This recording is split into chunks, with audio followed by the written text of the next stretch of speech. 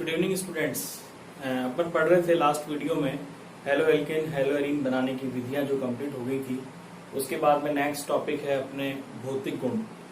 तो देखिए भौतिक गुण की अपन बात करते हैं हेलो एल्केन व हेलो एरीन में। तो सबसे पहले अपन देखते हैं इसकी भौतिक अवस्था की। जो पदार्थ हैं halo alkane halo alkane basically उनकी भौतिक अवस्था की बात करें तो प्रारंभिक जो मेंबर होते हैं जैसे कि CH3Cl है, CH3Br है, CH3 आयोडाइड है। तो ये प्रारंभिक मेंबर हैं वो गैसीय अवस्था में होते हैं, मतलब गैसेस स्टेट में पाए जाते हैं। इसी प्रकार बात करें इनसे हायर मेंबर की तो वो द्रव अवस्था में होंगे और कार्बन संख्या 18 से जो ऊपर होंगे 18 के लगभग वो ठोस अवस्था में पाए जाएंगे। तो ये तो हो गई इनकी भौतिक अवस्था की। ठीक है, बस एक रीड आउट करने का टॉपिक है। यहाँ से वैसे इतना कोई इंपॉर्टेंट प्रश्न बनता नहीं है। प्रश्न बनेगा जो क्वेश्चनांक पे बनेगा तो उसका अपन डिटेल में स्टडी करेंगे। उसके बाद बात करते हैं अपन इसके रंग की। तो हेलो एल्केन जो होते हैं वो रंगहीन है, लेकिन यदि अपन बात करें आयोडोमेथेन की या ब्रोमोमेथेन की, इनकी बात करें तो ये सूर्य के प्रकाश की उपस्थिति में कलर्ड कंपाउंड में या कलर्ड कंपाउंड में कन्वर्ट हो जाते हैं। तो बेसिकली क्या है, रंगहीन है, लेकिन यदि अपन बात करें सूर्य के प्रकाश की उपस्थिति में ब्रोमीन और आयोडाइड कंपाउंड जो होते हैं वो रंगीन हो जाते हैं। फिर बात करते हैं अपन नेक्स्ट प्रॉपर्टी है इसकी गंध की। तो ये मीठी गंध वाले द्रव हैं, ये सुगंध में या इसको अपन ऐसे कह सकते हैं मीठी गंध वाले द्रव हैं ये लीजिए। ठीक है, तो ये अपने हो गया भौतिक अवस्था, रंग और गंध। और उसके बाद में जो टॉपिक है वो है अपने क्वथनांक का। देखिए अपन हेलो एल्केन हेलो एरीन में गलनांक और क्वथनांक की बात कर रहे थे। तो पहले अपन ने हेलो एल्केन लिया है पढ़ने के लिए, तो इसमें अपन बात करते हैं क्वथनांक और गलनांक की। अब देखो क्वथनांक और गलनांक का जो कॉन्सेप्ट है वो चाहे अपन एल्कोहल फिनॉल ईथर में बात करें, चाहे वो हेलो एल्केन हेलो एरीन में बात करें, चाहे अपन हाइड्रोकार्बन में बात करें, इन सब में एक सिमिलर कॉन्सेप्ट काम करता है कि जब दो अणुओं के मध्य में आकर्षण बल जितना प्रबल होगा उन अणुओं को तोड़ने के लिए उतनी ही ज्यादा हीटिंग एनर्जी देनी पड़ेगी, और जितनी ज्यादा हीटिंग एनर्जी मतलब उसमें ऊर्जा देनी पड़ेगी तो उसके गलनांक और क्वथनांक का मान उतना ही ज्यादा होगा। अब ये प्रबल आकर्षण बल अनेक कारणों से हो सकता है, उसकी सममिति के कारण भी हो सकता है, अणुओं के मध्य में जो आकर्षण बल है उसके प्रकार पर भी निर्भर करता है। तो उस आधार पर गलनांक और क्वथनांक का मान निर्धारित होता है। क्योंकि अपन पढ़ रहे हैं हेलो एल्केन व हेलो एरीन, और अपने को पता है हेलो एल्केन व हेलो एरीन में जो एल्किल हैलाइड बंध है RX बंध है वो ध्रुवीय बंध होता है। तो इनके अणुओं के मध्य में द्विध्रुव आकर्षण बल लगेगा या वांडरवाल फोर्स ऑफ अट्रैक्शन कार्य करेगा। और वांडरवाल आकर्षण बल जो होता है वो अणु के द्रव्यमान पर निर्भर करता है, और अणु का द्रव्यमान या आकार जितना ज्यादा होगा वांडरवाल आकर्षण बल का मान उतना ही ज्यादा होगा, और वांडरवाल आकर्षण बल का मान ज्यादा होगा तो उस अणु का गलनांक और क्वथनांक जो होगा वो उतना ही ज्यादा होगा। बेसिकली अपन यहाँ पर क्वथनांक की बात करेंगे तो देखिए इसमें किस प्रकार से होगा एल्किल हैलाइड में।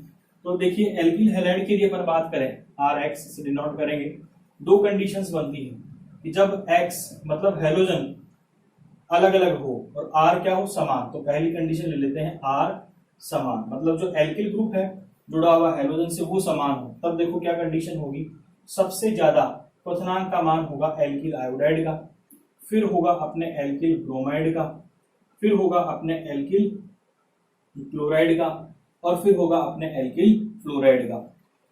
इसका कारण क्या है देखो समझना। अभी मैंने बताया कि अणुभार जितना ज्यादा होगा, अणुभार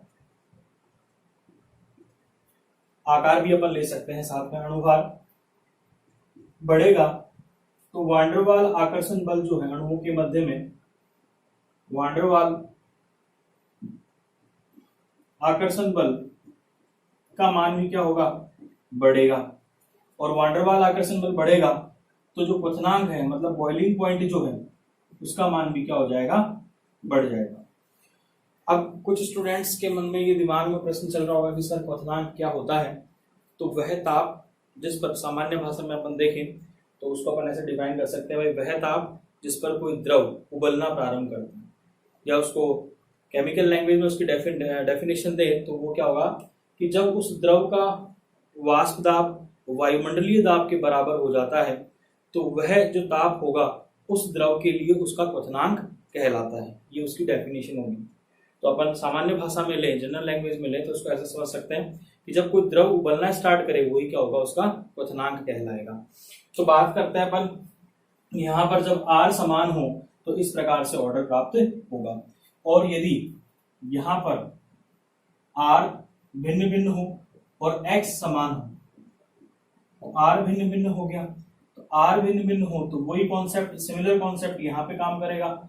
जैसे मान लीजिए अपन ले उदाहरण सिंपल, एक ये ले लिया, एक ये ले लिया, अब इसमें कार्बन बढ़ाते जा रहे हैं तो इधर से इधर जाएंगे तो अणुभार का मान क्या होगा, बढ़ेगा।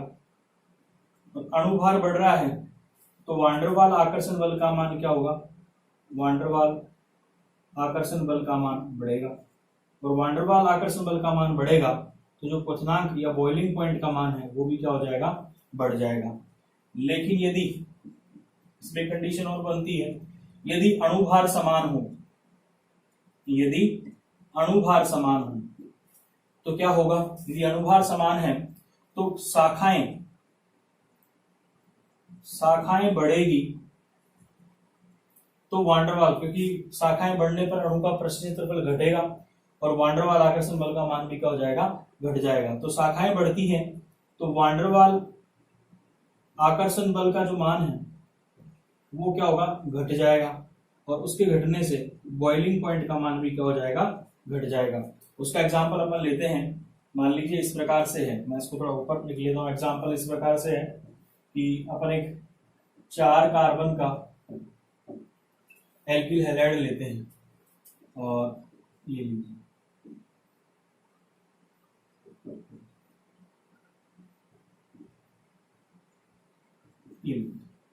तो ऊपर से नीचे आ रहे हैं तो शाखाएं क्या हो रही है, इसमें बढ़ रही है, शाखाएं बढ़ रही है। तो शाखाएं बढ़ेगी तो वांडरवाल आकर्षण बल का जो परिमाण है वो घटेगा, और मात्रा मतलब, और वो घटेगा तो बॉइलिंग पॉइंट का मान भी क्या हो जाएगा, घट जाएगा। मतलब शाखाएं बढ़ने पर एल्किल हैलाइड के क्वथनांक का मान घटता है।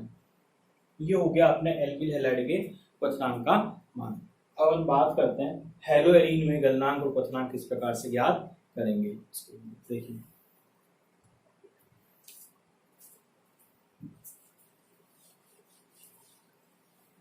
यही इंपॉर्टेंट टॉपिक है।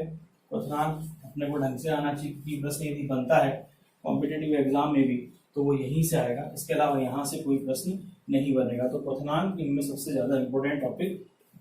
अब बात करते हैं अपन हेलोएरीन में गलनांक और क्वथनांक। तो सबसे पहले अपन लेते हैं हेलोएरीन के क्वथनांक। तो हेलोएरीन का जो क्वथनांक है वहां पर कोई विशेष प्रश्न बनता नहीं है। हेलोएरीन में जो डाई हेलो व्युत्पन्न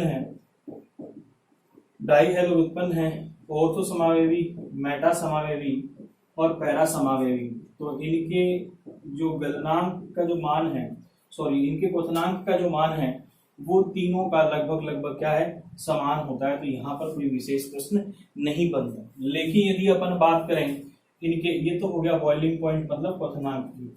यदि अपन इसकी बात करें मेल्टिंग पॉइंट की, तो गलनांक की यदि अपन बात करें तो इसमें पैरा समावेवी का गलनांक ऑर्थो व मेटा समावेवी की तुलना में क्या होता है, अधिक होता है। मतलब हेलोएरीन में यदि डाई हेलोजन व्युत्पन्न की अपन बात करें तो इसके पैरा समावेवी का जो गलनांक होगा वो ऑर्थो और मेटा समावेवी की तुलना में अधिक होगा। अब उसका कारण क्या है, उसका देखिए कारण, उसका रीजन ये है कि इसकी पैरा समावेवी की जो सममिति होती है, पैरा समावेवी की सममिति के कारण यह समावेवी क्रिस्टल जालक में अधिक दृढ़ता से समायोजित हो जाता है, जिस कारण से इसके गलनांक का मान ऑर्थो व मेटा समावेवी की तुलना में क्या होता है, अधिक हो जाता है। तो देखिए, तो पैरा समावेवी की सममिति के कारण मैं इसको दोबारा से थोड़ा सा, पैरा समावयवी की उच्च सममिति के कारण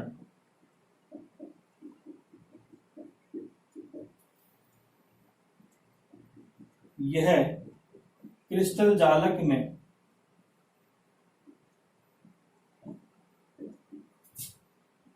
आसानी से समायोजित हो जाता है। मतलब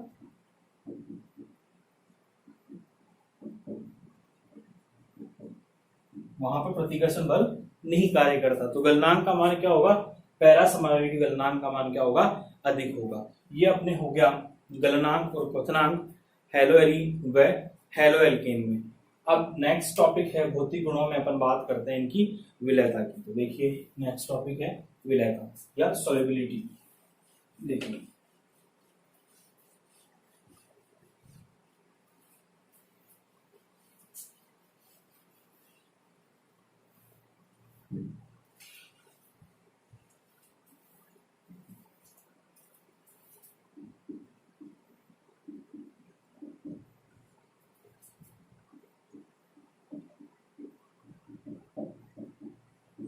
सॉल्युबिलिटी की बात करें तो हैलोएल्केन जो होता है वो जल में अल्प विलय है, जल में अल्प विलय होता है। अब ऐसा क्यों है, देखिए समझेंगे अपन।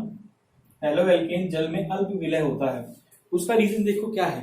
कोई भी कंपाउंड है जल में जब घुलेगा, जब उस कंपाउंड के अंदर से मान लीजिए RX है, अब ये जल में घुल रहा है HOH में, तो जब ये दोनों घुलेंगे तो इन दोनों के मध्य जो बंध बनेगा, उस बंध से बनने पर जो ऊर्जा निर्गमित मतलब मुक्त होगी, उस ऊर्जा का मान इन बंध के टूटने वाली ऊर्जा से या तो ज्यादा होना चाहिए या उसके बराबर होना चाहिए, तभी ये कंपाउंड जल में क्या होंगे, विलय होंगे। तो हैलोएल्केन की अपन बात करते हैं तो इनमें क्या होता है कि जब RX बंध टूटेगा और यहाँ पर जो हाइड्रोजन बंध टूटेगा, उनकी ऊर्जा का मान इनसे बनने वाला जो नया बंध होगा उसकी तुलना में क्या होगा, इनकी ऊर्जाओं का मान अधिक होगा। मतलब ये प्रबल रूप से बंधे हुए रहते हैं, हाइड्रोजन हाइड्रोजन बंध जो होंगे H2O में वो प्रबल रूप से बंधे हुए हैं। तो जब ये टूटेगा तो यहाँ पर जो नया बंध बनेगा उसके बनने पर इतनी मात्रा में ऊर्जा मुक्त नहीं होगी। तो इस कारण से जल में हैलोएल्केन क्या होते हैं, अल्प विलय होते हैं। परंतु कार्बनिक विलायकों की यदि अपन बात करें तो कार्बनिक विलायकों में क्या होगा, जैसे मान लीजिए कोई भी ऑर्गेनिक या कार्बनिक विलायक है और उसमें यदि अपन एल्किल हैलाइड को घोलते हैं तो वो आसानी से घुल जाएगा, क्योंकि कार्बनिक विलायकों के मध्य में जो आकर्षण बल होता है और एल्किल हैलाइड के अणुओं के मध्य में जो आकर्षण बल है उसका मान नए जो बंध बनते हैं उनमें जो ऊर्जा मुक्त होती है उससे कम होता है। इस कारण से वो कार्बनिक विलायकों में आसानी से घुल जाते हैं। यही रीजन है कि हैलोएल्केन जो होते हैं वो कार्बनिक विलायकों में विलयशील हैं, जबकि जल में क्या होते हैं, अल्प विलय होते हैं। आज के लिए तो देखो हैलोएल्केन हैलोएरीन की भौतिक गुणों पर पढ़ रहे थे, वो तो पूरे हो गए थे। अब इन भौतिक गुणों में जहां से प्रश्न बनता है, जो कंपटीशन एग्जाम में या अपने बोर्ड एग्जाम के हिसाब से पूछने लायक जो प्रश्न है वो है अपने इनकी क्वथनांक से संबंधित प्रश्न। तो इम्पोर्टेंट क्वेश्चंस हैं, ये अपने को ढंग से याद रखने हैं कि किस प्रकार से, क्योंकि इसमें दो तरह की प्रैक्टिस होगी। नामकरण पढ़ा हुआ है तो संरचना बनाना भी सीखेंगे अपन, और उस संरचना के आधार पर उनके क्वथनांक का मान किस प्रकार से ज्ञात करते हैं वो भी अपन सीखेंगे। तो इसमें एक प्रश्न है कि निम्न को बॉइलिंग पॉइंट के घटते हुए क्रम में या इंक्रीजिंग ऑर्डर में, बढ़ते हुए क्रम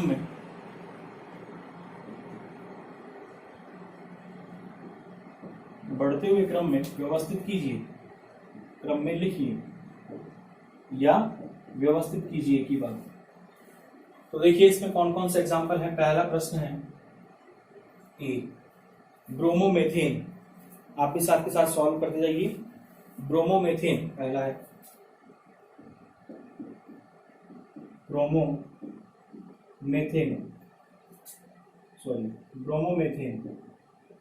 फिर है अपने ब्रोमोफोम,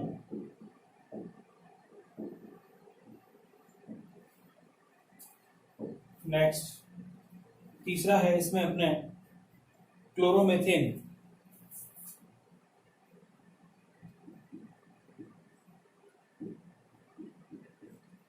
और नेक्स्ट है इसमें डाइब्रोमोमेथेन।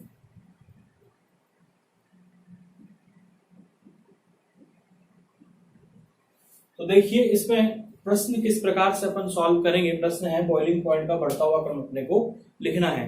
तो ऐसे प्रश्नों में यदि फॉर्मूला नहीं दे रखा है, सबसे पहले अपन फॉर्मूला लिखेंगे। तो ब्रोमोमेथेन CH3Br, ये इसका फॉर्मूला हो गया। ब्रोमोफॉर्म, देखो एक चीज ध्यान रखना, हेलोफॉर्म एक फॉर्मूला है, हेलोफॉर्म, और उसके आधार पे फॉर्मूला होता है CHX3। ऐसे कंपाउंड को अपन हेलोफॉर्म कहते हैं। तो यहाँ पर ब्रोमोफॉर्म है, तो यहाँ X के स्थान पे आ जाएगा Br, तो फॉर्मूला हो गया CHBr3। क्लोरोमेथेन CH3Cl, सिंपल है, आईपीसी नाम अपन ने निकाला था। डाइब्रोमोमेथेन मतलब CH2Br। अब इनको इनके अणुभार के बढ़ते हुए क्रम में व्यवस्थित करेंगे, क्योंकि जो अणुभार का बढ़ता हुआ क्रम है वही इसके क्वथनांक का बढ़ता हुआ क्रम होगा। तो इनमें अपन देखें तो सबसे हल्का, यह क्वथनांक अणुभार में सबसे हल्का जो होगा वो होगा CH3Cl, फिर आएगा अपने CH3Br, फिर आएगा अपने CH2Br2, और सबसे अधिक जो क्वथनांक होगा वो होगा CHBr3 या ब्रोमोफॉर्म। इस प्रकार से ये बढ़ता हुआ क्रम ज्ञात हो जाएगा। तो ये अपने हो गया पहला प्रश्न सॉल्व। प्रश्न किस आधार पर सॉल्व किया अपन ने, इनके अणुभार के बढ़ते हुए क्रम में व्यवस्थित किया। सेकंड देखिए, सेकंड है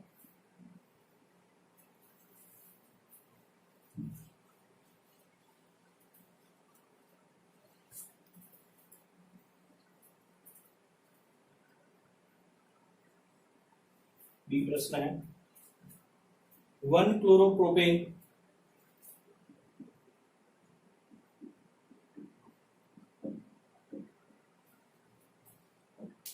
दूसरा है आइसोप्रोपिल क्लोराइड,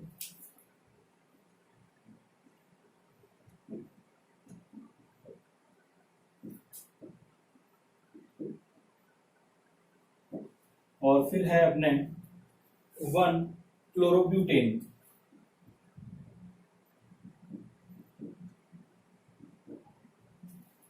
तो इनमें सबसे पहले अपन क्या करेंगे, इनकी संरचना बनाएंगे। 1-क्लोरोप्रोपेन मतलब 3 कार्बन है, 1 पर मतलब Cl जुड़ा हुआ है। आइसोप्रोपिल क्लोराइड मतलब इस प्रकार से स्ट्रक्चर होगी, 3 कार्बन है, आइसो स्थिति पर इस प्रकार से हो जाएगा। 1-क्लोरोब्यूटेन की यदि अपन बात करें 1 2 3 4 और ये Cl। तो अब इसमें देखो क्वथनांक का अपने को बढ़ता हुआ क्रम लिखना है। तो सबसे पहले अपन देखेंगे वे समान अणुभार वाले कंपाउंड कौन कौन से हैं। एक तो ये है, ये दोनों क्या है, समान अणुभार के हैं। 3 कार्बन 1 क्लोरीन, 3 कार्बन 1 क्लोरीन, यहाँ पर 4 कार्बन है। तो इन दोनों का अणुभार इससे जो 1-क्लोरोब्यूटेन है उससे क्या है, कम है। मतलब इसका जो क्वथनांक की अपन बात करेंगे तो इन दोनों का इससे क्या होगा, कम होगा। अर्थात सबसे ज्यादा क्वथनांक हो गया इसका CCCCl। अब इन दोनों की देखते हैं, एक तो है साखित, असाखित, और दूसरा है साखित। तो इनमें से जो साखित होगा उसका क्वथनांक अभी अपन ने पढ़ा था, असाखित का क्या होगा, ज्यादा होगा, और साखित का क्या होगा, कम। ये साखित मतलब ब्रांच। तो इस प्रकार से ये ऑर्डर आ जाएगा। सबसे कम जो क्वथनांक होगा वो आइसोप्रोपिल क्लोराइड का, फिर 1-क्लोरोप्रोपेन का, और उसके बाद में 1-क्लोरोब्यूटेन का। मतलब सबसे ज्यादा किसका हो जाएगा, 1-क्लोरोब्यूटेन। इस प्रकार से अपन प्रश्न सॉल्व कर लेंगे। मतलब जो अपने फिजिकल प्रॉपर्टीज हैं उनमें जो बेसिकली प्रश्न बनते हैं कंपटीशन के हिसाब से या फिर 12वीं की बोर्ड एग्जाम के हिसाब से, वो प्रश्न बनता है अपने क्वथनांक। तो इन फिजिकल प्रॉपर्टीज में मतलब गहनता से अपने को जो अध्ययन करना है, ढंग से अपने को समझना है, वो होगा क्वथनांक। ठीक है, आज के लिए इतना ही काफी है। नेक्स्ट वीडियो में अपन पढ़ेंगे हेलो एल्केन व हेलो एरीन की रासायनिक अभिक्रिया। धन्यवाद।